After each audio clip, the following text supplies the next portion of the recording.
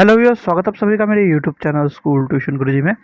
बच्चों, हम कर रहे हैं आपका चैप्टर 3 अध्याय 3 मेटल्स एंड नॉन मेटल्स यानी धातु और अधातु। और इसमें हमने बच्चों करना है आज इंटेक्स क्वेश्चन का 4th और 5 पार्ट। यानी जो हमारा मेटलर्जी वाला पार्ट था उसके साथ हमने किया था कौन सा वाला पार्ट बच्चों? कोरोजन और प्रिवेंशन ऑफ कोरोजन वाला पार्ट। यानी कि उन दोनों ही के इंटेक्स क्वेश्चंस को आज हम करने वाले हैं, जो कि हमने पिछले वीडियो में एनसीईआरटी रिव्यू में देखे थे बच्चों। तो चलिए बिना टाइम वेस्ट किए शुरू करते हैं बच्चों अपने क्वेश्चंस को।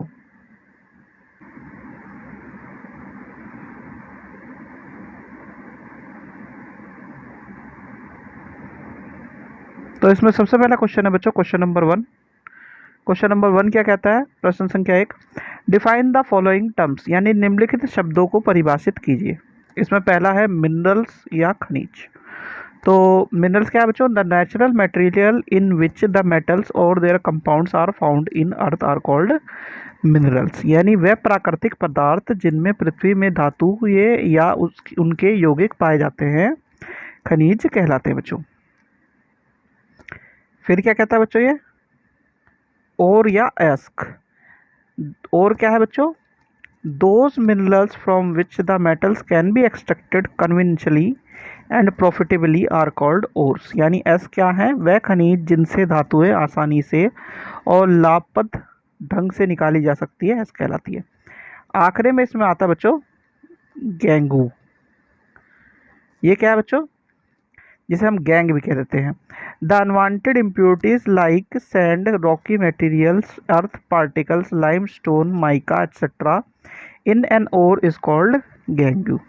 यानी कि अयस्क में अवांछित अशुद्धियाँ जैसे रेत, चट्टान पदार्थ, पृथ्वी के कण, चूना पत्थर, अभ्रक आदि को गैंग कहा जाता है बच्चों। अब प्रश्न संख्या 2 देख लेते हैं बच्चों। प्रश्न संख्या 2 क्या कहता है? Name 2 materials in which are found in nature in the free state. 2 धातुओं के नाम बताइए जो प्रकृति में मुक्त अवस्था में पाए जाते हैं। तो यह है बच्चों गोल्ड एंड प्लेटिनियम, यानी सोना और प्लेटिनियम।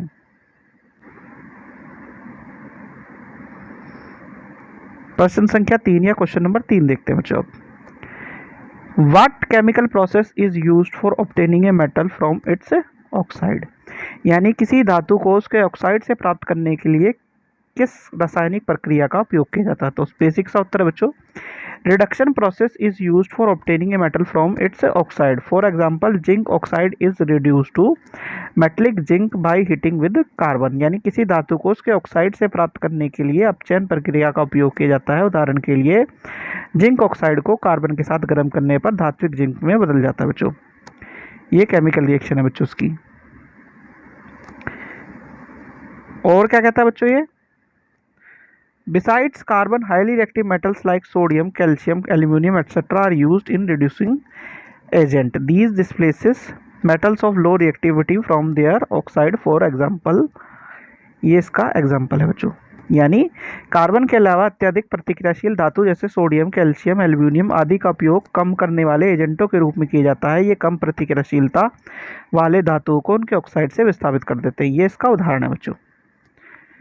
ठीक है बच्चों, तो ये 2 तरीके हैं किसी को ऑक्साइड से मेटल प्राप्त करने के बच्चों। चलिए बच्चों, अब शुरू करते हैं बच्चों आपका इंटेक्स क्वेश्चन का पार्ट 5। पार्ट 5 में पहला क्वेश्चन है आपका बच्चों question number 1, metallic oxides of zinc, magnesium and copper are heated with the following metals. यानी जिंक, मैग्नीशियम और तांबे के धात्विक ऑक्साइड को निम्नलिखित धातुओं के साथ गर्म किया जैसे कि बताया गया है। Zinc oxide, magnesium oxide, copper oxide. Zinc, magnesium, copper. आप किन स्थितियों में विस्थापन अभिक्रिया घटित होते हुए पाएंगे? तो इसका भी बेसिक सा आंसर है बच्चों, देख लेते हैं जरा आंसर क्या है।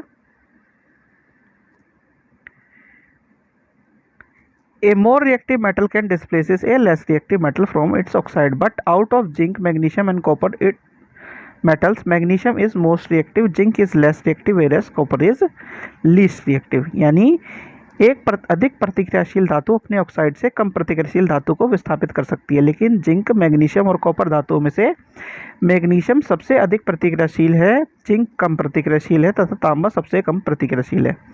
तो the displacement will takes place in the following cases, यानी विस्थापन निम्नलिखित मामलों में होगा। तो कब होगा बच्चों? जिंक अगर मैग्नीशियम के पास है तो डिस्प्लेस होगा, और कॉपर ऑक्साइड में जिंक और मैग्नीशियम है तो डिस्प्लेसमेंट होगा।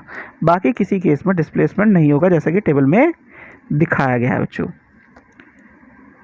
अब जरा क्वेश्चन नंबर 2 देख लेते हैं बच्चों। क्वेश्चन नंबर 2 देख लेते हैं बच्चों। क्वेश्चन नंबर 2 क्या है? Which metal do not corrode easily, कौन सा धातु आसानी से संरक्षण नहीं करता है? तो गोल्ड एंड प्लेटिनियम है इसका आंसर बच्चों। चलिए अगला क्वेश्चन देखते हैं, आखिरी क्वेश्चन है इसका, नेक्स्ट क्वेश्चन का आपका question number 3। What are alloys, मिश्र धातु क्या है?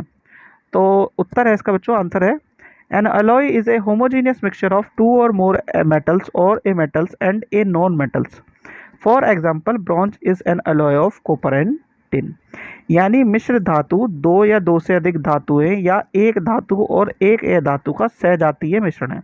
उदाहरण के लिए कांसा, तांबे और टिन का मिश्र धातु है बच्चों। तो बच्चों ये वाला वीडियो आपका यहीं होता है कंप्लीट। आशा करता हूँ आपको वीडियो अच्छी लगी होगी। Thank you.